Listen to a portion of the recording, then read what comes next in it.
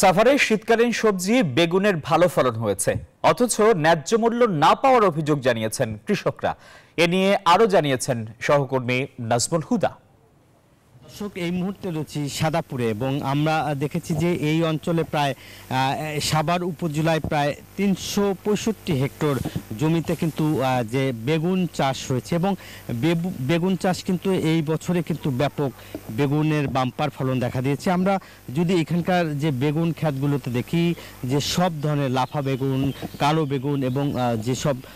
৩-৪ ধরনের বেগুন কিন্তু এখানে চাষ হয়েছে এবং আমরা যদি একটু দেখাই যে এখানকার বেগুন খাতে কিন্তু ব্যাপক আকারে বেগুনের চাষ হয়েছে এবং কৃষকরাও কিন্তু শুরু থেকেই কিন্তু আসলে বেগুনের দাম ভালো পেয়েছিল এবং আমরা এখানকার কৃষকের সাথে কথা বলেছি। তারা বলছে যে শুরু থেকে কিন্তু ভালো দাম পেয়েছি। এখন সব ধরনের শীতকালীন সবজি বাজারে উঠে যাওয়ায় কিন্তু আসলে বেগুনের দামও মূলত কমেছে এবং আমরা যদি একটু দেখাই যে এখানকার যারা বেগুন চাষি এবং বিভিন্ন ধরনের বেগুন কিন্তু এখানে চাষ হচ্ছে এবং একই সঙ্গে যে বেগুনের যে ফলন সেটা কিন্তু ব্যাপক ফলন হয়েছে এবং বেগুন ক্ষেতগুলোতে আপনি দেখছেন যে বেগুন ঝুলছে এবং এখানে যে কৃষি কর্মকর্তার সাথে আমরা কথা বলেছি তারা আমাদেরকে জানিয়েছে যে এবার ৩৫০ হেক্টরের মতো শুধু বেগুনই চাষ হয়েছে এবং বলছে যে এই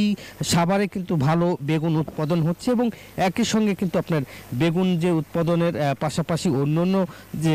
ফসল সেগুলো কিন্তু আসলে চাষ হচ্ছে এবং আমরা যদি দেখাই যে এখানকার বেগুনের কিন্তু ভালো ফলন হয়েছে এবং যেভাবে উৎপাদন হওয়ার কথা সেভাবে উৎপাদন আমরা দেখছি যে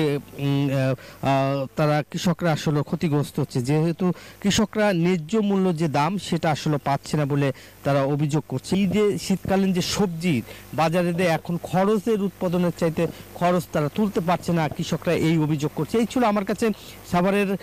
সাদাপুর থেকে বেগুনের চাষের সর্বশেষ খবর।